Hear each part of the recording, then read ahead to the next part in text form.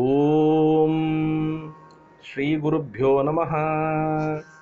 தென்னாருடைய பெரியவா போற்றி, எந்நாட்டவர்க்கும் இறைவா போற்றி. சர்வஜ்ஞா சர்வவ்யாபி பெரியவா சரணம். மாயப்பிறப்பருக்கும் மகா பெரியவாடி போற்றி. ஓம் ஸ்ரீ மகாமகணபதயே நமஹ.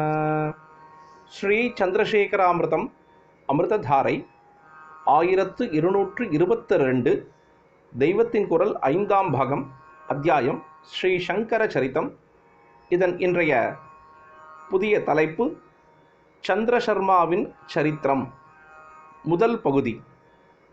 மகாபாஷ்ய உபதேசம் ஆன பிறகு அவர் என்ன ஆனார் என்று சொல்வதற்கு முன்னால் அவர் பிறப்பதற்கு முன்னால் யாராக இருந்தார் என்று சொல்ல வேண்டும். முன் ஜென்மாவில் இந்த சந்திரசர்மாவேதான் பதஞ்சலியாக இருந்தவர். சாபம் அனுக்கிரகம் என்று எதிரெதிரான இரண்டும் கொடுக்கும் சக்தி மகான்களுக்கு உண்டு. பதஞ்சலி இரண்டையும் கௌட சிஷ்யருக்கு பண்ணினார் அல்லவா? பிரம்மரக்ஷசாக போகும்படி அவருக்கு சாபம் கொடுத்தது. வியாக்கரண உபதேசம் அனுக்கிரகமும் பண்ணினார் அல்லவா? அதற்கப்புறம் சாப நிவர்த்திக்காக அவர் சொன்னபடி அந்த சாஸ்திரத்தை பிரம்மரக்ஷசிடமிருந்து பெற்றுக்கொள்ளக்கூடிய தகுதி வாய்ந்த எவருமே ரொம்ப வருஷங்கள் வரவில்லை என்றும் சொன்னேன் அல்லவா? அதை பார்த்து பதஞ்சலி மகர்ஷிக்கு கவலை பிடித்து கொண்டது. என்னடா இது, பகவான் உத்தரவின் பேரில் நாம் மகாபாஷ்ய புஸ்தகம் பண்ணியும் லோகம் அதனால் பிரயோஜனம் அடையாமல் வருஷக்கணக்காக போய்கொண்டிருக்கிறதே என்று விசாரப்பட்டார். சாஸ்திரமும் பிரச்சாரமாகணும், சிஷ்யனுக்கு சாப விமோச்சனமும் ஏற்படணும். ஆனால் இரண்டையும் செய்யக்கூடியவனாக எவனுமே அகப்பட மாட்டான் போல் இருக்கிறதே என்று நினைத்து கடைசியில் பதஞ்சலி மகர்ஷியே தான் சந்திரசர்மாவாக அவதரித்தார். பதஞ்சலியாக இருந்தபொழுது யார் சிஷ்யராக இருந்தாரோ அவரிடமே சிஷ்யராகி தாம் பண்ணின மகாபாஷ்யத்தையே கற்றுக்கொண்டு அரச இலைகளில் எழுதி கொண்டார். இவரே பண்ணினதுதானே, அதை எழுதி வைத்துக் கொள்வானேன் என்றால் அவதாரமானால் கூட அவதரிப்பதற்கு பூர்வ காலத்தில் நடந்ததெல்லாம் அப்படியே ஞாபகம் இருக்கும் என்று சொல்ல முடியாது. மனுஷ உடம்பில் வந்ததால் அதன் குறைபாடுகள் கொஞ்சமாவது இருக்கிறது போலத்தான் அவதாரங்களும் காட்டும். அதனால்தான் பதஞ்சலி அவதாரமே பதஞ்சலியிடம் பாடம் கேட்க சிதம்பரம் போனது. வழியிலேயே பாடத்தை எழுதி மூட்டை கட்டி கொண்டார். பிரம்மரக்ஷஸ் கௌடரூபம் பெற்று ஞானாச்சாரியனை தேடிக்கொண்டு புறப்பட்ட பிறகு சந்திரசர்மாவும் மரத்திலிருந்து இறங்கினார்.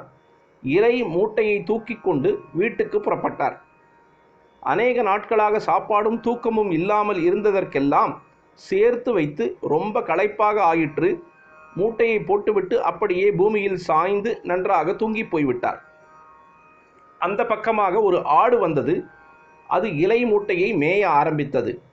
எத்தனையோ விக்னங்கள் கஷ்டங்களுக்கு பிறகு மகாபாஷ்யம் ஒருவாறு இரத்தத்தில் தோய்த்து எழுதி வைக்கப்பட்டும் அது பூர்ணமாக லோகத்திற்கு கிடைக்கவில்லை.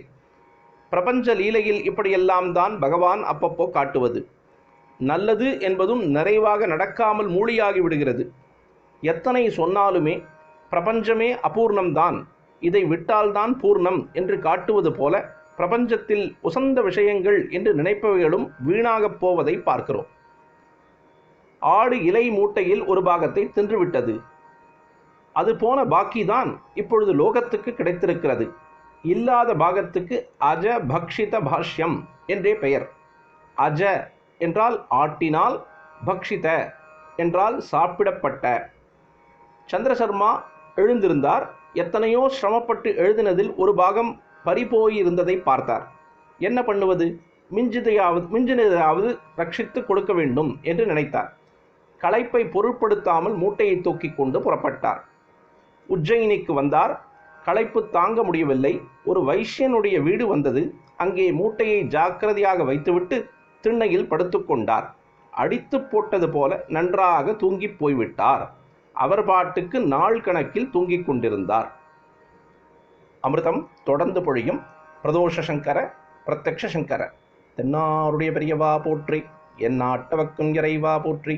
சர்வஜ்ஞா சர்வவ்யாபி பெரியவா சரணம். மாயப்பிறப்பருக்கும் மகா பெரியவாடி போற்றி.